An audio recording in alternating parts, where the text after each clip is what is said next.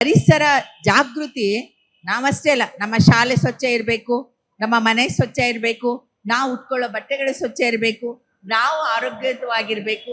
ಇಡೀದೆಲ್ಲವೂ ಶಬ್ದವು ಕೂಡ ಒಂದು ಮಾಲಿನ್ಯನೇ. ಅತಿ ಶಬ್ದದಿಂದ ಮಾತಾಡಿದ್ರೆ, ಕಿವಿಗಿಚ್ಚುವಂತಹ ಸಪ್ಪಳಗಳು ನಮ್ಗೆ ಕಿವಿಗೆ ಬಡಿದ್ರೆ ಇವೆಲ್ಲವೂ ಕೂಡ ಮಾಲಿನ್ಯ. ಶಬ್ದ ಮಾಲಿನ್ಯ ಇದೆ, ವಾಯು ಮಾಲಿನ್ಯ ಇದೆ, ಆಮೇಲೆ ಜಲ ಮಾಲಿನ್ಯ ಇದೆ. ಹೀಗೆ ಬೇರೆ ಬೇರೆ ಮಾಲಿನ್ಯಗಳು ನಾವು ಅವುಗಳನ್ನ ತಡೆಗಟ್ಟಬೇಕು ಅಂತಂದ್ರೆ ಮುಖ್ಯವಾಗಿ ಯಾರು ಬರಬೇಕು ಅಂದ್ರೆ ನಾವು, ನಮ್ಮಿಂದಾನೇ ಅದು ಜಾಗೃತಿ ಆಗ್ಬೇಕು. ನಾವೆಲ್ಲರೂ ಏನ್ ಮಾಡ್ಬೇಕು, ಒಂದ್ ಪಣ ತೊಡ್ಬೇಕು. ಬಹುಶಃ ಇದೆಲ್ಲ ನಾವು ಹೆಮ್ಮೆ ಪಡುವಂತಹ ದಿನ ಅಂತ ನಾನು ಅನ್ಕೋತೀನಿ. ಯಾಕೆಂದ್ರೆ ಶಾಲೆಗಳಲ್ಲಿ ನಾವೆಲ್ಲ ಈಗಾಗಲೇ ಏನ್ ಮಾಡ್ತೀವಿ ಅಂತಂದ್ರೆ ಪರಿಸರ ದಿನವನ್ನ ಈಗಾಗಲೇ ಆಚರಿಸಿರ್ತೀವಿ. ಎಷ್ಟನೇ ತಾರೀಕಿಗೆ ಆಚರಿಸ್ತೀವಿ? ಜೂನ್ 5ನೇ ತಾರೀಕು. ಜೂನ್ 5 ಮಾತ್ರ ಪರಿಸರ ದಿನವನ್ನ ನಾವು ಸಾಂಕೇತಿಕವಾಗಿ ಆಚರಿಸಿದ್ರೆ ಇಡೀ ವರ್ಷವೂ ಕೂಡ ನಮಗೆ ಪರಿಸರ ದಿನಾನೇ. ಪರಿಸರವನ್ನ ಬಿಟ್ಟು ನಾವಿಲ್ಲ, ಪರಿಸರ ಇಲ್ದನೆ ನಾವು ಜೀವಿಸ್ಲಿಕ್ಕೆ ಕೂಡ ಆಗೋದಿಲ್ಲ. ಅದಕ್ಕೆ ಕವಿಗಳು ಒಬ್ರು ಹೀಗೆ ಹೇಳ್ತಾರಲ್ಲ, ಏನಂದ್ರೆ ಪ್ರಕೃತಿಯೇ ಗುರು, ಗಗನವೇ ಲಿಂಗ, ಜಗವೇ ಕೂಡಲ ಸಂಗಮ, ಹುಲ್ಲೆ ಪತ್ರಿಯು ಹುಡಿಯ ಭಸ್ಮವು, ಜಡವಿದೆಲ್ಲವೂ ಜಂಗಮ ಅಂತ. ಅಂದ್ರೆ ಈ ಪ್ರಕೃತಿ ಅನ್ನೋದೇನಿದೆ ಅಲ್ಲ, ನಮಗೆ ತಾಯಿ ಸ್ವರೂಪದಲ್ಲಿ ಇರೋದು. ಪರಿಸರ ಅನ್ನೋದು ತಾಯಿ. ಪರಿಸರವನ್ನ ಬಿಟ್ಟು ನಾವೆಲ್ಲ ಇದ್ದೀವಾ? ಇಲ್ಲ. ಪರಿಸರ ಇಲ್ದೇನೆ ನಾವ್ ಯಾರೂ ಇರಕ್ಕಾಗಲ್ಲ. ಪರಿಸರ ಅಂತಂದ್ರೆ ನೀವೆಲ್ಲ ಕಲಿತಾ ಇರ್ತೀರಿ ಶಾಲೆಗಳಲ್ಲಿ. ಏನಂದ್ರೆ ವಸ್ತುಗಳನ್ನ ನೀವು ವಿಂಗಡಣೆ ಮಾಡುವತ್ನಾಗ 3 ಪ್ರಕಾರದನ್ನ ನೀವು ಹೇಳ್ತೀರಿ.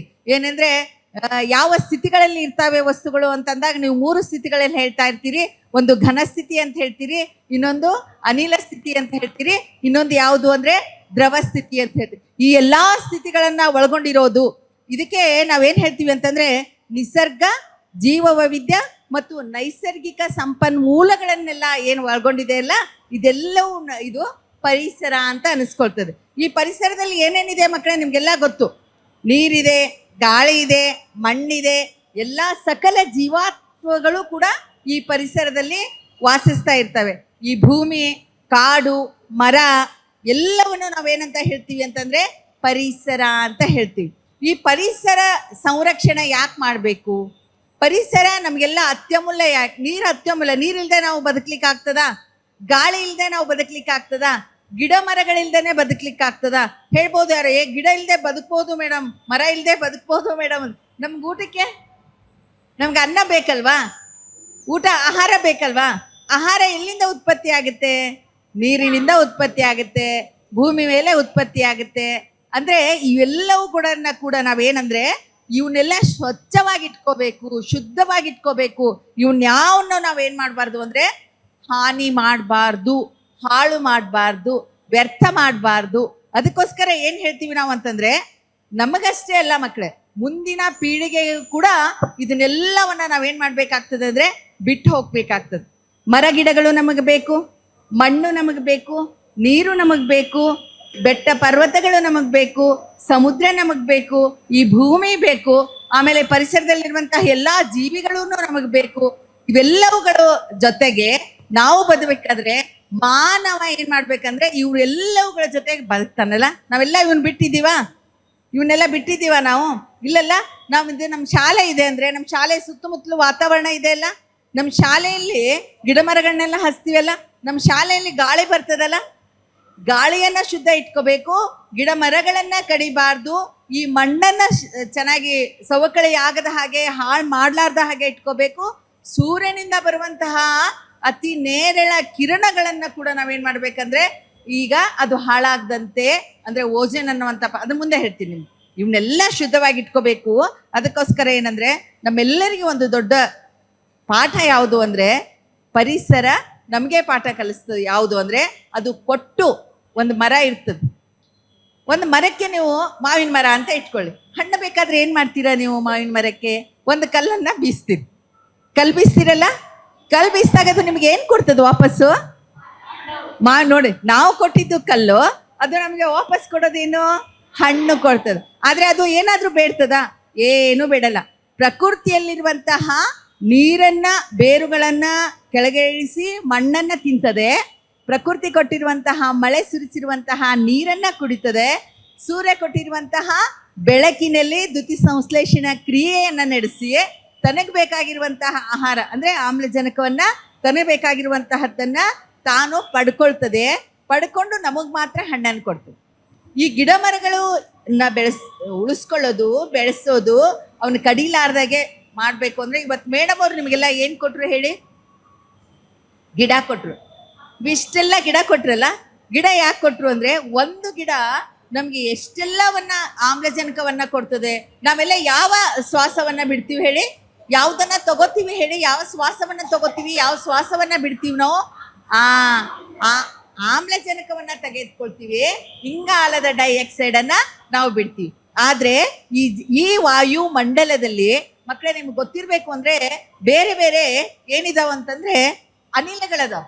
ಆದ್ರೆ ನಾವು ಸೇವನೆ ಮಾಡ್ತೀವಲ್ಲ, ಯಾವ್ದು ಹೇಳಿದ್ರಿ ನೀವು ಸೇವನೆ ಮಾಡೋದು? ಆಮ್ಲಜನಕ ಅಂತ ಹೇಳಿದ್ರಿ. ಈ ಆಮ್ಲಜನಕ ಇಡೀ ಇದರಲ್ಲಿ ಎಷ್ಟು ಪ್ರಮಾಣದ, ಬಹಳ ಕಡಿಮೆ ಇದೆ. ನಾವು ಅನ್ಕೋಬಹುದು ನಮ್ಗೇನು ಆಮ್ಲಜನಕ ಬೇಕಾದಷ್ಟು ಸಿಗುತ್ತೆ ಅಂತ ಅನ್ಕೋಬಹುದು. ಆದ್ರೆ ಆಮ್ಲಜನಕ ನಾವು ಹೆಚ್ಚಾಗಿ ಯಾವುದರಿಂದ ಪಡಿತೀವಿ? ಯಾಕೆ ಮರಗಳನ್ನ ಬೆಳೆಸ್ಬೇಕು? ಯಾಕೆ ಮರಗಳನ್ನ ಉಳಿಸ್ಬೇಕು? ಯಾಕೆ ಮರಗಳನ್ನ ಕಡಿಬಾರ್ದು? ಯಾಕೆ ಪರಿಸರವನ್ನ ನಾಶ ಮಾಡಬಾರ್ದು ಅಂದ್ರೆ, ಮರಗಳು ನಮ್ಗೆ ಏನ್ ಕೊಡ್ತಾವಂದ್ರೆ ಆಮ್ಲಜನಕ ಕೊಡ್ತಾವ. ಅಂದ್ರೆ ನಮ್ಮ ಪರಿಸರದಲ್ಲಿ ಎಷ್ಟಿದೆ, ಈ ಮಂಡಲದಲ್ಲಿ ಎಷ್ಟಿದೆ ಅಂದ್ರೆ ಬಹಳ ಕಡಿಮೆ ಪ್ರಮಾಣದಲ್ಲಿ ಇದೆ. ಎಷ್ಟು ಅಂದ್ರೆ ನೈಟ್ರೋಜನ್ ಅಂತ ಹೇಳ್ತೀರಲ್ಲ, ಸಾರಜನಕ ಬರೀ 78% ಇದೆ. ಹಾಗೇನೆ ಆಮ್ಲಜನಕ ಬಹಳ ಕಡಿಮೆ. ನಮ್ಗೆಲ್ಲ ಬೇಕು ಆಮ್ಲಜನಕ, ಪ್ರಾಣಿಗಳಿಗೆ ಬೇಕು, ನಮಗೆ ಬೇಕು ಆಮ್ಲಜನಕ. ನಮಗೆ ಉಸಿರಾಡಕ್ಕೆ ಆಮ್ಲಜನಕ ಇಲ್ಲಾಂದ್ರೆ ಆಗಲ್ಲ. ನೋಡಿ, ಬೇಕಿದ್ರೆ ಒಂದ್ ಸ್ವಲ್ಪ ನಾವು ಮೂಗು ಮುಚ್ಕೊಂಡ್ಬಿಟ್ರೆ ಆಮ್ಲಜನಕ ಒಳಗೆ ಹೋಗಿಲ್ಲ ಅಂದ್ರೆ ನಮ್ಗೆ ಇರಕ್ಕಾಗಲ್ಲ. ಅಷ್ಟು ನಮ್ಗೆ ಏನಾಗುತ್ತೆ ಅಂದ್ರೆ ತೊಂದರೆ ಆಗುತ್ತೆ. ದೇಹ ಉಸಿರಾಡೋದೇ ಆಮ್ಲಜನಕದಿಂದ. ಅದಕ್ಕೆ ಆಮ್ಲಜನಕ ಇದ್ರಲ್ಲಿ ಎಷ್ಟಿದೆ ಅಂದ್ರೆ ಬರೀ 20.9 ಅಂದ್ರೆ 95% ಮಾತ್ರ ಇದೆ.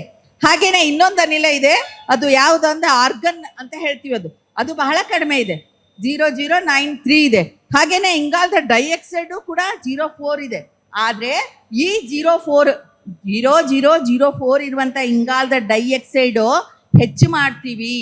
ಹೆಚ್ಚು ಮಾಡೋದ್ರಿಂದ ಎದಕ್ಕೆ ಮಾಡ್ತೀವಿ ಹೆಚ್ಚು ಅಂತಂದ್ರೆ, ಕಾರ್ಖಾನೆಗಳಿದಾವೆ, ಅದರಲ್ಲಿ ಬರುವಂತಹ ಮಾಲಿನ್ಯ, ಆಮೇಲೆ ಬೇರೆ ಬೇರೆ ಕಸವನ್ನ ತಂದು ಸುತ್ತಮುತ್ತಲು ಎಲ್ಲ ಅದನ್ನ ಹಾಕೋದ್ರಿಂದ, ಅದರಲ್ಲಿ ಕೊಳೆತಂತಹ ಬ್ಯಾಕ್ಟೀರಿಯಾಗಳಿಂದ, ಹಾಗೇನೆ ಬೇರೆ ಬೇರೆ ಕೈಗಾರಿಕೋದ್ಯಮಗಳಿಂದ, ಗಿಡಗಳನ್ನ ನಾಶ ಮಾಡೋದ್ರಿಂದ ನಾವೇನ್ ಮಾಡ್ತೀವಿ ಅಂದ್ರೆ ಪರಿಸರದಲ್ಲಿ ಇಂಗಾಲದ ಡೈಆಕ್ಸೈಡ್ ಅನ್ನ ಹೆಚ್ಚು ಮಾಡ್ತೀವಿ.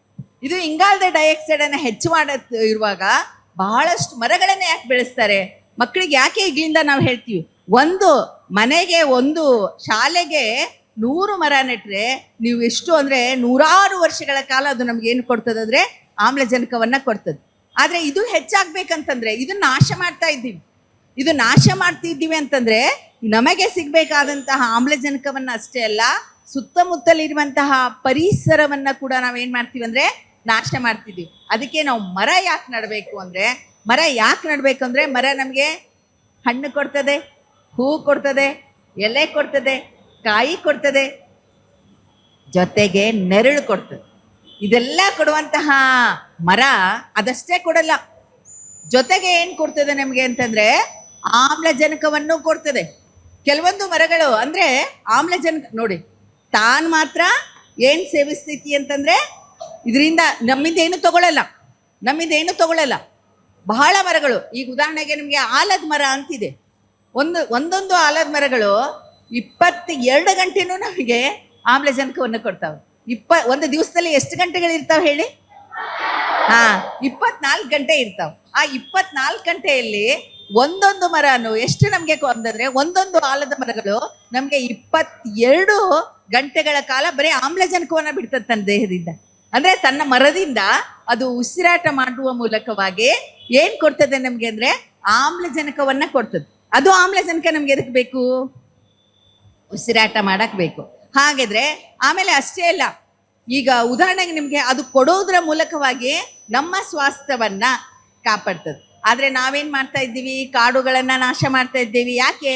ಜನಸಂಖ್ಯೆ ಜಾಸ್ತಿ ಆಗ್ತಾ ಇದೆ, ನಮಗೆ ಇರ್ಲಿಕ್ಕೆ ಮನೆ ಬೇಕು. ನೋಡಿ, ಒಂದು ಮರ ಕೂಡ ನಮಗ್ ಬರೀ ಹಣ್ಣು, ಹೂವು, ಕಾಯಿ ಅಷ್ಟೇ ಕೊಡಲ್ಲ. ನಮ್ಗೆಲ್ಲ ಇವೆಲ್ಲ ಟೇಬಲ್ಸು, ಕುರ್ಚಿ, ಪೀಠೋಪಕರಣಗಳನ್ನ ಕೊಡ್ತದೆ.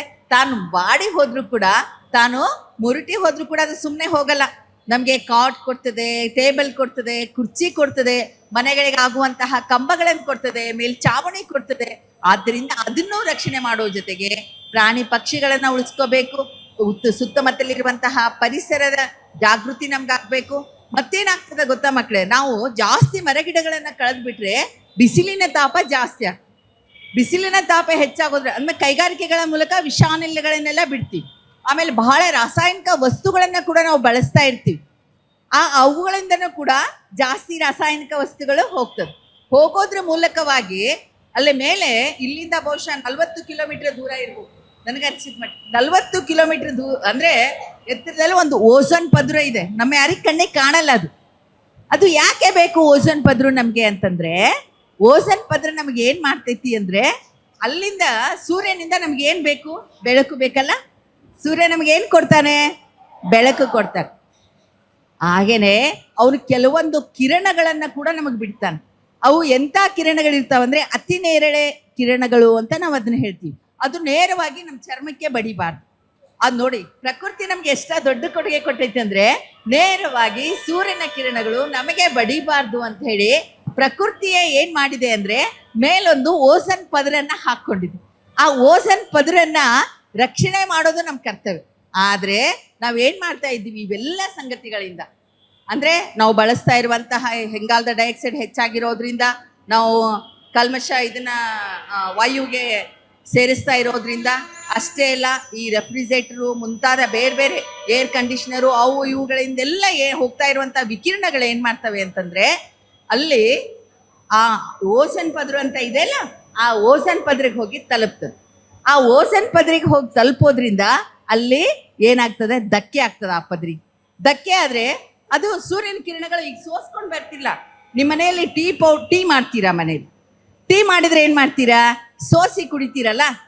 ಕುಡ್ದಾಗೆ ಅಂದ್ರೆ ನಮ್ಗೆ ಅಂದ್ರೆ ಸೇವಿಸ್ಲಿಕ್ಕೆ ಹಿತವಾಗಿ ಇರ್ತದೆ. ಅದ್ರ ಚೆರಟ ಉಳಿತದಲ್ಲ, ಟೀ ಪೌಡ್ರ್ ಉಳಿತದಲ್ಲ, ಅದು ನಮಗೆ ಸೋಸಿ ಕೊಡ್ತದೆ. ಹಾಗೇನೆ ಅದು ಸೋಸಿ ಸೂರ್ಯನ ಕಿರಣಗಳು ಇಲ್ಲಿ ಬರ್ತಾರೆ. ಸೂರ್ಯನ ಕಿರಣಗಳು ಸೋಸಿ ಇಲ್ಲಿ ಬರೋದ್ರಿಂದ ಏನಾಗ್ತದೆ? ಅದು ನಮಗೆ ಆರೋಗ್ಯಕ್ಕೆ ಒಳ್ಳೆಯದು. ಆದರೆ ಅಕಸ್ಮಾತ್ ಇವತ್ತು ಏನಾಗಿದೆ ಅಂದ್ರೆ ಓಝೋನ್ ಪದರಿಗೆ ಧಕ್ಕೆ ಆಗಿದೆ. ಯಾಕೆ ಧಕ್ಕೆ ಆಗಿದೆ ಅಂದ್ರೆ ಇದೇ ಸಂಗತಿ. ನಾವು ಏನಂದ್ರೆ ವಿಷಾನಿಲವನ್ನ ಬಿಡ್ತಾ ಇದ್ದೀವಿ, ಅದು ಹೋಗಿ ಧಕ್ಕೆ ಮಾಡ್ತಾ ಇದೆ. ಅದು ಹೋಲ್ ಆಗಿರೋದ್ರಿಂದ ಅದು ಹೋಲ್ ಬಿದ್ದು ಅಂದ್ರೆ ರಂಧ್ರ ಕೊರೆದು ಅದರಿಂದ ಬರುವಂತಹ ನೇರಳೆ ಕಿರಣ, ಅತಿ ನೇರಳೆ ಕಿರಣಗಳು ಏನ್ ಮಾಡ್ತಾವಂದ್ರೆ ನಮ್ಮನ್ನ ತಟ್ಟಿದಾಗ ನಮ್ಗೆ ಬೇರೆ ಬೇರೆ ರೋಗಗಳು ಬರ್ತಾವೆ. ಆಮೇಲೆ ಅಷ್ಟೇ ಅಲ್ಲ, ಸುತ್ತಮುತ್ತಲು ಹೇಳ್ತಾರಲ್ಲ, ಬಸವಣ್ಣನವರು ಒಂದು ವಚನ ಕೇಳಿದ್ದೀರಾ ನೀವೆಲ್ಲ? ಮನೆಯೊಳಗೆ ಅಂದ್ರೆ ಹೊಸ್ತಿಲಲ್ಲಿ ಹುಲ್ಲು ಹುಟ್ಟಿ ಮನೆಯೊಳಗೆ ರಜ ತುಂಬಿ ಮನೆಯೊಡೆಯನಿಲ್ಲ ಕೂಡಲ ಸಂಗಮ ದೇವ. ಅಂದ್ರೆ ಯಾವಾಗ ಮನೆ ಸ್ವಚ್ಛ ಇಲ್ಲ ಅಂದ್ರೆ ಏನಾಗ್ತದೆ? ಮನೆಯಲ್ಲಿ ಕಸ ಗುಡಿಸಿಲ್ಲ ಅಂದ್ರೆ ಏನಾಗ್ತದೆ? ಸ್ವಚ್ಛ ಇಲ್ಲ ಅಂದ್ರೆ ಮನೆ ಮುಂದೆಲ್ಲ ನೀವು ಬಳಿಲ್ಲ ಅಂದ್ರೆ ಕಸ ಹುಟ್ಕೋತದಲ್ಲ ಮಕ್ಕಳೇ. ಆಮೇಲೆ ಒಳಗಡೆ ಸ್ವಚ್ಛ ಮಾಡಿಲ್ಲ ಅಂದ್ರೆ ಏನಾಗ್ತದೆ? ಧೂಳೆಲ್ಲ ಆಗ್ತದೆ. ಆ ಧೂಳು ನಾವು ಸೇವಿಸಿದ್ರೆ ನೇರವಾಗಿ ಶ್ವಾಸಕೋಶ ಹೋಗ್ತದಲ್ಲ. ಹಂಗೆ ಒಳಗೊಬ್ರು ಯಾರು ಇರ್ಬೇಕಂದ್ರೆ ಅರಿವಿನವರು ನಾವಿರ್ಬೇಕು. ಅದು ಜಾಗೃತಿಯನ್ನ ನಾವು ತಂದ್ಕೋಬೇಕು. ನಾವೇ ಜಾಗೃತಿ ಆಗ್ಲಾರ್ದೆ ಕಾಡ ನಾಶ ಮಾಡ್ತೀವಿ. ಕಾಡು ನಾಶ ಮಾಡಿದ್ರೆ ನೀವೆಲ್ಲ ಕೇಳ್ತಾ ಇರ್ತೀರಲ್ಲ, ಕಾಡಿನ ಪ್ರಾಣಿಗಳೆಲ್ಲ ನಮ್ಮ ಊರ್ ಕಡೆ ಬಂದು, ಆನೆಗಳೆಲ್ಲ ಊರಾಗ ಬಂತು, ಹುಲಿ ಸಿಂಹಗಳೆಲ್ಲ ಊರಾಗ ಬಂತು. ಯಾಕೆ ಹೇಗೆ ಬಂತು ಅಂತ ಹೇಳ್ತೀವಿ. ಹಾವುಗಳೆಲ್ಲ ಎಲ್ಲ ಕಡೆ ಓಡಾಡ್ತಾ ಇದ್ದಾವೆ. ಅವರ ವಾಸಸ್ಥಾನವನ್ನ ನಾವು ಕಾಡು ನಾಶ ಮಾಡಿ ಬಳಸ್ಕೊಳ್ಳೋದ್ರಿಂದ ಕಾಡುಗಳಲ್ಲಿ ಇರ್ಬೇಕಾದ ವನ್ಯಜೀವಿಗಳಿಗೆ ಕೂಡ ಏನ್ ಮಾಡ್ತಾ ಇದ್ದೀವಿ? ತೊಂದರೆ ಕೊಡ್ತಾ ಇದ್ವಿ. ಅದಕ್ಕೆ ಏನ್ ಹೇಳ್ತಾರೆ ಅಂದ್ರೆ, ಮನೆಗೊಂದು ಮರ ಊರಿಗೊಂದು ವನ ಇರಬೇಕು ಅಂತ ಹೇಳ್ತಾರೆ. ಮನೆಗೊಂದು ಮರ ಊರಿಗೊಂದು ವನ ಇರಬೇಕು. ಒಂದು ಗಿಡವನ್ನ ಅದು ಮಗು ಇದ್ದ ಹಾಗೆ. ಮಕ್ಕಳನ್ನ ನಾವು ಬೆಳೆಸ್ತೀವಲ್ಲ, ನಮಗೆ ಮುಂದೆ ಮಗು ಯಾಕೆ ನಿಮ್ಗೆ ಶಾಲೆ ಕಳಿಸ್ತಾರೆ, ನಿಮಗೆಲ್ಲ ವಿದ್ಯಾಭ್ಯಾಸ ಕೊಡಿಸ್ತಾರೆ. ನೀವು ದೊಡ್ಡವರಾದ್ಮೇಲೆ ನಮ್ಮನ್ನ ನೀವು ಚೆನ್ನಾಗಿ ನೋಡ್ಕೋಬೇಕು, ಈ ಪರಿಸರವನ್ನ ರಕ್ಷಣೆ ಮಾಡಬೇಕು. ನೀವು ಇಡೀ ಏನಂದ್ರೆ ಇದರಲ್ಲಿ ಜಗತ್ತಿನಲ್ಲಿ ಏನಾಗಬೇಕು ಅಂದ್ರೆ ಪರಿಸರ ರಕ್ಷಣೆ ಮಾಡುವಂತ ಮಕ್ಕಳಾಗಬೇಕು ಅಂತ ಮೇಡಮ್ ಅವರು ಇವತ್ತು ಏನ್ ಮಾಡಿದ್ದಾರೆ, ಇದರಿಂದ ಯು ಭೂಪತಿ ಸ್ಮಾರಕ ಟ್ರಸ್ಟ್ನಿಂದ ಈ ಕಾರ್ಯಕ್ರಮವನ್ನ ಹಾಕೊಂಡಿದ್ದಾರೆ. ತುಂಬಾ ಮರಗಳಿದಾವೆ, ಬೇಕಾದಷ್ಟು ಮರಗಳು. ನಿಮ್ಗೆ ಆಶ್ಚರ್ಯ ಅನಿಸ್ಬೋದು. ಈ ಆಲದ ಮರ ಅಂತಿದೆ ಅಲ್ಲ, ಇಲ್ಲಿ ಬೆಂಗಳೂರಿನ ಹತ್ರ ಒಂದು ಊರು, ಅದು ಯಾವುದೋ ಒಂದು ಊರಿದೆ ನಂಗೆ, ಕೆಂಗೇರಿ ಹತ್ರ ಒಂದು ಆಲದ ಮರ ಇದೆ ಅಂತೆ ಮಕ್ಕಳೇ. ಅದು ಎಷ್ಟು ಅಂದ್ರೆ 3 ಎಕರೆ ಭೂಮಿಯಲ್ಲಿ ವ್ಯಾಪಿಸಿಕೊಂಡಿದೆ. ಅಂದ್ರೆ ಅದು 400 ವರ್ಷಗಳ ಹಿಂದೆ ನೆಟ್ಟಂತಹ ಮರ ಈಗ್ಲೂ ನಮಗೆ ಸಿಗ್ತದಂದ್ರೆ ನಾವು 400 ವರ್ಷದ ಮನುಷ್ಯರು ಇರಕ್ ಸಾಧ್ಯನಾ? ನೋಡಿದೀರಾ? ಬಹಳ ವಯಸ್ಸು ಎಷ್ಟು ಅಂದ್ರೆ 100-120. ನಾವು ಚೆನ್ನಾಗಿ ಆರೋಗ್ಯವಾಗಿ ಇರ್ಬೇಕಾಗಿತ್ತಂದ್ರೆ ಪರಿಸರ ನಮ್ಗೆ ಬೇಕು. ನಾವು 100 ವರ್ಷಗಳ ಬದುಕಬೇಕು, ಚೆನ್ನಾಗಿ ಬದುಕಬೇಕು. ಯಾವುದೇ ಆ ಮರ 400 ವರ್ಷಗಳಿಂದ ಗಟ್ಟಿಯಾಗಿ ನಿಂತಿದೆ. ಅದು ಎಷ್ಟು ಕಿಲೋಮೀಟರ್, ಎಷ್ಟು ದೊಡ್ಡದಾಗಿದೆ ಆಲದ ಮರ ಅಂದ್ರೆ ನಿಮ್ಗೆ ಆಶ್ಚರ್ಯ ಅನಿಸ್ಬೋದು. 3 ಎಕರೆ ಭೂಮಿಯಲ್ಲಿ ವ್ಯಾಪಿಸಿದೆ ಅಂತೆ. ಈ ನಮ್ಮ ಭಾರತ ದೇಶದ 4ನೇ ಅತ್ಯಂತ ದೊಡ್ಡ ಮರ ಅಂತ. ನೋಡಿದ್ದೀರಾ ನೀವು ಯಾರಾದ್ರೂ ಆ ಮರನ ನೋಡಿದ್ದೀರಾ? ಅಂದ್ರೆ ಅಂತಹ ಮರಗಳನ್ನ, ಅದಕ್ಕೆ ನಾವೆಲ್ಲ ಏನ್ ಮಾಡ್ಬೇಕು ಅಷ್ಟೇ ಅಲ್ಲ, ಮತ್ತು ಇನ್ನೂ ಏನಾಗುತ್ತೆ ಗೊತ್ತಾ? ಈ ಬಿಸಿಲು ತಾಪ ಹೆಚ್ಚಾಗ್ತದೆ. ಮರಗಳಿಲ್ಲ ಅಂದ್ರೆ, ಸಸಿಗಳಿಲ್ಲ ಅಂದ್ರೆ ಏನಾಗುತ್ತೆ? ಬಿಸಿಲಿನ ತಾಪ ಹೆಚ್ಚಾಗ್ತದೆ. ಬಿಸಿಲಿನ ತಾಪ ಹೆಚ್ಚಾಗಿ, ತಾಪಮಾನ ಹೆಚ್ಚಾಗಿ ನಮ್ಮ ಭಾರತ ದೇಶದ ಸುತ್ತಲೂ ಇದಾವಲ್ಲ ಹಿಮ ಪರ್ವತಗಳು, ಅವೇನ್ ಮಾಡ್ತಾವ ಗೊತ್ತಾ ಮಕ್ಕಳೇ? ಅವೆಲ್ಲ ಕರಗ್ತಾವ ಬಿಸಿಲಿನ ತಾಪಕ್ಕೆ. ಕರಗಿ ಆ ನೀರೆಲ್ಲ ಸಮುದ್ರದಲ್ಲಿ ಬಂದು ಬೀಳ್ತದೆ. ಹಿಮ ಪರ್ವತಗಳು ಅಂತ ಹೇಳ್ತೀವಿ. ಅದಕ್ಕೆ ಏನ್ ಹೇಳ್ತೀವಿ ನಾವು? ಹಿಮ ಪರ್ವತಗಳು ಅಂತ. ಈ ಹಿಮ ಪರ್ವತಗಳು ಬಂದು ಬೀಳೋದ್ರಿಂದ ಸಮುದ್ರದ ಮಟ್ಟ ಹೆಚ್ಚಾಗಿ ಸಮುದ್ರ ಉಕ್ಕಿ ಹರಿತದೆ. ಎಷ್ಟೋ ಸಮುದ್ರದ ಅಕ್ಕಪಕ್ಕ ಇರ್ತಾವಲ್ಲ ನಗರಗಳೆಲ್ಲ ಏನಾಗ್ತಾವ? ಮುಳುಗಿ ಹೋಗ್ತಾವ. ಆದ್ದರಿಂದ ಪರಿಸರ ಜಾಗೃತಿ ನಾವಷ್ಟೇ ಅಲ್ಲ, ನಮ್ಮ ಶಾಲೆ ಸ್ವಚ್ಛ ಇರಬೇಕು, ನಮ್ಮ ಮನೆ ಸ್ವಚ್ಛ ಇರಬೇಕು, ನಾವು ಉಟ್ಕೊಳ್ಳೋ ಬಟ್ಟೆಗಳು ಸ್ವಚ್ಛ ಇರಬೇಕು, ನಾವು ಆರೋಗ್ಯವಾಗಿರ್ಬೇಕು. ಇಡೀದೆಲ್ಲವೂ, ಶಬ್ದವೂ ಕೂಡ ಒಂದು ಮಾಲಿನ್ಯನೇ. ಅತಿ ಶಬ್ದದಿಂದ ಮಾತಾಡಿದ್ರೆ, ಕಿವಿಗಿಚ್ಚುವಂತಹ ಸಪ್ಪಳಗಳು ನಮಗೆ ಕಿವಿಗೆ ಬಡಿದ್ರೆ ಇವೆಲ್ಲವೂ ಕೂಡ ಮಾಲಿನ್ಯ. ಶಬ್ದ ಮಾಲಿನ್ಯ ಇದೆ, ವಾಯು ಮಾಲಿನ್ಯ ಇದೆ, ಆಮೇಲೆ ಜಲ ಮಾಲಿನ್ಯ ಇದೆ. ಹೀಗೆ ಬೇರೆ ಬೇರೆ ಮಾಲಿನ್ಯಗಳು.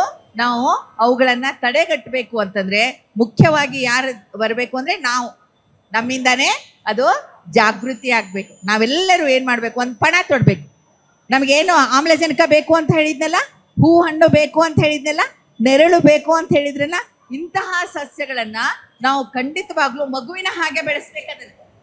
ಅದಕ್ಕೆ ಅನುವು ಆಪತ್ತು ಸಕಲ ವಿಪತ್ತು ಸಕಲ ಕುತ್ತುಗಳಲ್ಲಿ ಪಾರಾಗಿ ಬೆಳೆದುದಾ ನೋಡಿ ಹೇಳಿದರು ಕಂಡವರು ಇದೆಷ್ಟು ಚಂದ ಅಂತ. ಅದೆಲ್ಲ ಕುತ್ತುಗಳನ್ನ ಪಾರಾಗಿ ಬೆಳೀತದಲ್ಲ, ಅವಾಗ ನಮಗದು ಬಹಳ ಚಂದ ಕಾಣಿಸ್ತದೆ. ಬರೇ ಚಂದ ಅಲ್ಲ, ಮನಸ್ಸಿಗೂ ದೇಹಕ್ಕೂ ಮತ್ತೆ ನಮ್ಮ ಸಮಾಜಕ್ಕೂ ಅದು ಏನಾಗ್ತದೆ? ಕೊಡುಗೆ ಕೊಡ್ತದೆ. ಪ್ರತಿ ಪರಿಸರವನ್ನ ಉಳಿಸುವಂತಹದ್ದು ಸ್ವಚ್ಛತೆ, ಶುದ್ಧತೆ, ಗಿಡ ಮರಗಳನ್ನ ಬೆಳೆಸೋದು, ವಾಯು ಮಾಲಿನ್ಯ ಮಾಡದೇ ಇರುವುದು, ಆಮೇಲೆ ನದಿಗಳಿಗೆ ನೀರನ್ನ ಮಿತವ್ಯಯವಾಗಿ ಬೆಳೆಸ್ಬೇಕು. ಕೆಲವೊಂದು ಇದಾವೆ. ನಿಮ್ಗೆಲ್ಲ ಹೇಳ್ಬೇಕು ಅಂದ್ರೆ, ಈಗ ನಿಮ್ಗೆಲ್ಲ ಗೊತ್ತಲ್ಲ ಮತ್ತೆ 6 ತತ್ವ ಅಂದ್ರೆ 4Rಗಳನ್ನ ನಾವು ತತ್ವಗಳನ್ನ ಪಾಲಿಸ್ಬೇಕು ಅಂತ ಹೇಳ್ತಾರೆ. ವಿಜ್ಞಾನದಲ್ಲಿ ಹೇಳ್ತಾರೆ. ಪರಿಸರಕ್ಕೆ ಬಂದಾಗ 4 ತತ್ವಗಳನ್ನ ಬಳಸ್ಬೇಕು. ಏನವು 4 ತತ್ವ ಅಂದ್ರೆ? ರಿಫ್ಯೂಸ್ ಮಾಡೋದು, ನಿರಾಕರಿಸ್ಬೇಕು. ಏನೇನು ಪ್ಲಾಸ್ಟಿಕ್ ಭಾಳ ಉಪಯೋಗಿಸ್ಬಾರ್ದು. ಪರಿಸರ ಸಂರಕ್ಷಣೆ ನಾವು ಮಾಡಬೇಕು ಅಂದ್ರೆ ಪ್ಲಾಸ್ಟಿಕ್ ಅನ್ನ ನಾವು ಜಾಸ್ತಿ ಬಳಸಬಾರ್ದು. ಮರುಬಳಕೆ ಅದನ್ನ ಮಾಡೋಕ್ಕಾಗಲ್ಲ, ಅದಕ್ಕೆ ನಾವು ಅದನ್ನ ಬಳಸಬಾರ್ದು. ಆಮೇಲೆ ರೆಡ್ಯೂಸ್ ಮಾಡಬೇಕು, ಕೆಲವೊಂದನ್ನ ಕಡಿತಗೊಳಿಸ್ಬೇಕು. ಆಮೇಲೆ ಏನೇನು ವಿದ್ಯುತ್ತನ್ನ, ಈಗ ಎಲ್ಲ ಕಡೆ ಲೈಟ್ ಹಚ್ಚಿ ಹೋಗ್ಬಾರ್ದು. ಎಲ್ಲೇ ನಮಗೆ ಅವಶ್ಯಕತೆ ಇದೆ ಅಲ್ಲೇ ಅದನ್ನ ನೀರನ್ನ ಅತಿ ವ್ಯಯ ಮಾಡಬಾರ್ದು. ಯಾರೋ ನಾವು ನಳ ಬಳಸ್ತಾ ಇರ್ತೀವಿ, ಅದನ್ನ ಏನ್ ಮಾಡ್ತೀವಿ ಅಂದ್ರೆ ಜಾಸ್ತಿ ಬಿಟ್ಟು ಹಾಗೆ ಹೋಗ್ತೀವಿ, ಜಾಸ್ತಿ ನೀರನ್ನ ಬಳಸ್ತೀವಿ. ಮತ್ತೆ ನೀರನ್ನು ಉತ್ಪಾದನೆ ಮಾಡಕ್ಕೆ ನಮ್ಗೆ ಆಗಲ್ಲ. ಅಂತರ್ಜಲ ಈಗ ಏನಾಗ್ತಾ ಇದೆ? ಕಡಿಮೆ ಆಗ್ತಾ ಇದೆ. ಅದನ್ನ ನೋಡ್ಕೋಬೇಕು. ಆಮೇಲೆ ರೀಯೂಸ್ ಮಾಡಬೇಕು, ಕೆಲವು ವಸ್ತುಗಳನ್ನ ರೀಯೂಸ್ ಮಾಡಬೇಕು. ಆಮೇಲೆ ಸೈಕಲ್ ಪುನಶ್ಚೇತನಗೊಳಿಸುವಂತ ತ್ಯಾಜ್ಯ ವಸ್ತುಗಳದಾವು, ಅವನ್ನ ಪುನಶ್ಚೇತನಗೊಳಿಸ್ಬೇಕು. ಮಕ್ಕಳೇ, ನಿಮಗೊಂದು ಕತೆ ಹೇಳ್ತೀನಿ, ಗೊತ್ತಾ? ಕತೆ ಗೊತ್ತಾ? ಈಗ ಒಂದು ಹುಡುಗಿ ಇರ್ತಾಳೆ ನಿಮ್ಮ ಹಾಗೆ. ಅವಳ ಹೆಸರು ಶರದಿ ಅಂತ ಇರ್ತದೆ. ಏನಿರ್ತದೆ ಅವಳ ಹೆಸರು? ಅವಳ ಶರದಿ ಬೆಂಗಳೂರಿನಿಂದ ಏನ್ ಮಾಡ್ತಾಳೆ ಅಂದ್ರೆ, ಒಮ್ಮೆ ಹಳ್ಳಿಗೆ ಹೋಗ್ತಾಳೆ. ಹಳ್ಳಿಗೆ ಅವರಪ್ಪ ಹೇಳ್ತಾರೆ, ರಜೆಯಲ್ಲಿ, ಅದು ಬೇಸಿಗೆ ರಜೆಯಲ್ಲಿ ನಾನು, ಅವರಪ್ಪ ಹೇಳ್ತಾರೆ, ಇಲ್ಲ ಬೇಸಿಗೆ ರಜೆ ಇದೆ, ಶಿಬಿರಕ್ಕೆ ಕಳಿಸ್ತೀನಿ ಅಂತ. ಇಲ್ಲ ಅಪ್ಪ, ನಾನು ಅಜ್ಜಿ ಜೊತೆಗೆ ಊರಿಗೆ ಹೋಗ್ತೀನಿ ಅಂತ ಹೇಳ್ತಾಳೆ. ಊರಿಗೆ ಹೋದ್ಮೇಲೆ ಅವಳೆ ಹಳ್ಳಿಗೆ ಹೋಗ್ತಾಳೆ. ಹಳ್ಳಿಗೆ ಹೋದ್ಮೇಲೆ ಅವಳು ಊರಲ್ಲಿ ಬೆಂಗಳೂರಲ್ಲಿ ನದಿ ಹೋಗಿರಲ್ಲ, ಆದ್ರೆ ಅವ್ರ ಅಜ್ಜಿ ಊರಲ್ಲಿ ಒಂದು ನದಿ ಹರಿತಾ ಇರ್ತದೆ. ಆ ನದಿಗೆ ಹೋದ್ಮೇಲೆ ಅವಳಿಗೆ ಬೇಜಾರಾಗ್ತದೆ. ನದಿ ಬಂದು ಅವಳ ಜೊತೆ ಮಾತಾಡ್ದಂಗೆ ಆಗುತ್ತಂತೆ. ನೋಡು, ಊರನವರೆಲ್ಲ ನನಗೆ ಕಸ ತಂದು ಹಾಕಿದ್ದಾರೆ, ಎಲ್ಲ ಹೊಲಸು ಮಾಡಿದ್ದಾರೆ, ಇದನ್ನ ಏನ್ ಮಾಡೋದು, ನನಗೆ ಅಳು ಬರ್ತಾ ಇದೆ ಅಂತ ನದಿ ಹೇಳ್ತದೆ. ಆಗ ಅವಳು ಹೇಳ್ತಾಳಂತೆ, ಇಲ್ಲ ನಾನು ನನ್ನ ಫ್ರೆಂಡ್ಸ್ನೆಲ್ಲ ಕರ್ಕೊಂಡು ಬಂದು ನಿನಗೇನೋ ಒಂದು ಮಾಡ್ತೀನಿ ಅಂತ. ಫ್ರೆಂಡ್ಸ್ ಹೇಳ್ತಾಳೆ, ಬಾರೋ ರಮೇಶ, ಬಾರೋ ಉಲ್ಲಾಸ, ಬಾರೋ ಸಂತೋಷ, ಬಾರೆ ರೇಖಾ, ಬಾರೆ ಶ್ರೀನಿಧಿ ಅಂತ ಎಲ್ಲರನ್ನು ಕರ್ಕೊಂಡು ನದಿ ದಂಡೆಗೆ ಹೋಗಿ ಒಂದಿಷ್ಟು ಬಲೆಗಳನ್ನು ತರ್ತಾಳಂತೆ. ತಂದು ಅವಳು ಏನು ಮಾಡ್ತಾಳೆ ಅಂದರೆ, ಬಲೆಯನ್ನು ಎಲ್ಲರೂ ಬಲೆ ಆಟ ಆಡೋಣ, ಇವತ್ತು ಬಲೆ ಆಟ ಆಡೋಣ. ಅಯ್ಯೋ, ಬಲೆ ಆಟ ಅಂದರೆ ಅವ್ರು ಏನು ಅನ್ಕೊಂಡಿರ್ತಾರೆ, ನೀರಲ್ಲಿ ಏನು ಆಟ ಆಡೋದಂದ್ರೆ ಮೀನು, ಬಲೆ ಎದರಲ್ಲಿ ಬರ್ತದೆ, ಮೀನು ಬರ್ತದಲ್ಲ, ಬಲೆ ಹಾಕಿದರೆ ಮೀನು ಬರ್ತದಲ್ಲ. ಆದರೆ ಅಕ್ಕಿ ಹೇಳ್ತಾಳೆ, ಇವತ್ತು ಬಲೆ ಆಟದಲ್ಲಿ ಬೇರೆ ತೆಗಿಯೋಣ ಅಂತ. ಎಲ್ಲ ಮಕ್ಕಳೆಲ್ಲ ಸೇರಿ ಬಲೆ ಹಾಕ್ತಾರೆ ಮಕ್ಕಳೇ ನೀರಿಗೆ. ಬಲೆ ಹಾಕಿದರೆ ಆ ಬಲೆಯಲ್ಲಿ ಏನು ದೊಡ್ಡ ದೊಡ್ಡದು ಏನೇನೋ ಬರ್ತದೆ, ನೋಡಿದರೆ ಬರೀ ಕಸ ಕಡ್ಡಿ. ಅದೆಲ್ಲ ಕಸ ಕಡ್ಡಿ ಎಲ್ಲ ಮಕ್ಕಳು ಕೂಡ ಏನು ಮಾಡ್ತಾರೆ, ನೀರಿನಲ್ಲಿರುವಂಥ ಕಸ ಕಡ್ಡಿಯನ್ನು ತೆಗೆದು ಹೊರಗಡೆ ಹಾಕ್ತಾರೆ. ಅಜ್ಜಿ ಬಂದು ನೋಡ್ತಾಳೆ, ಆಶ್ಚರ್ಯ ಅನಿಸ್ತದೆ, ಅಯ್ಯೋ ನಮ್ಮ ನದಿಯಲ್ಲಿ ಇಷ್ಟೆಲ್ಲ ಕಸ ಕಲ್ಮಶ ಎಲ್ಲ ಸೇರ್ಕೊಂಡಿದೆ ಅಂತ. ಹೋಗಿ ಏನು ಮಾಡ್ತಾಳೆ ಆಕೆ, ಆ ತಾಲೂಕಿನ ಅಂದರೆ ಆ ಗ್ರಾಮ ಪಂಚಾಯತಿ ಅಧ್ಯಕ್ಷರಿಗೆ ಹೇಳಿದರೆ ಅವರೆಲ್ಲ ಅದನ್ನು ಸ್ವಚ್ಛ ಮಾಡ್ತಾರೆ. ಒಂದು ಹುಡುಗಿ ಪರಿಸರ ಸಂರಕ್ಷಣೆಯನ್ನು ಹೀಗೂ ಮಾಡ್ಬೋದು ಅಂತ ಏನು ಮಾಡಿದ್ದು, ಏನು ಶರದಿ ತೋರಿಸ್ಕೊಟ್ಲು. ಅದಕ್ಕೆ ಪರಿಸರ ಜಾಗೃತಿ ನಮ್ಮೆಲ್ಲರ ಜವಾಬ್ದಾರಿ. ಇಂಥ ಒಂದು ಉತ್ತಮ ಕಾರ್ಯವನ್ನು ಮಾಡಲಿಕ್ಕೆ ನಿಮ್ಮ ಶಾಲೆ ಹಾಗೂ ನಿಮ್ಮ ಮುಖ್ಯೋಪಾಧ್ಯಾಯರು, ಸಿಬ್ಬಂದಿ ವರ್ಗ ಇವೆಲ್ಲ ಗಿಡಗಳನ್ನು ನೆಟ್ಟು ಬೆಳೆಸ್ತೀರಲ್ಲ, ನೀವೆಲ್ಲ ಬೆಳೆಸ್ತೀರಾ, ದಿನಾಲ ಅವಕ್ಕೆ ನೀರು ಹಾಕ್ತೀರಾ, ಸ್ವಚ್ಛವಾಗಿ ಇಟ್ಕೊಂಡಿರಲ್ಲ ನಿಮ್ಮ ಗ್ರೌಂಡ್ನೆಲ್ಲ, ನಿಮ್ಮ ಕ್ಲಾಸ್ ರೂಮು ಸ್ವಚ್ಛ ಇದೆ ಇಲ್ಲ, ಅದೆಲ್ಲ ಮಾಡ್ತೀರಿ ಅಂತ ನಿಮ್ಗೆ ಆಶಯ ಮಾಡ್ತಾ, ನೀವು ನಾಳಿನ ದೊಡ್ಡ ಅಂದರೆ ಪರಿಸರ ಸಂರಕ್ಷಕರಾಗ್ರಿ ಅಂತ ಹಾರೈಸ್ತಾ ನನ್ನನ್ನು ಇಲ್ಲಿ ಕರೆದು ಮಾತಾಡಿಸಿದ್ದಕ್ಕೆ ಧನ್ಯವಾದ ತಿಳಿಸಿ 2 ಮಾತು ಮುಗಿಸ್ತೀನಿ. ಧನ್ಯವಾದಗಳು.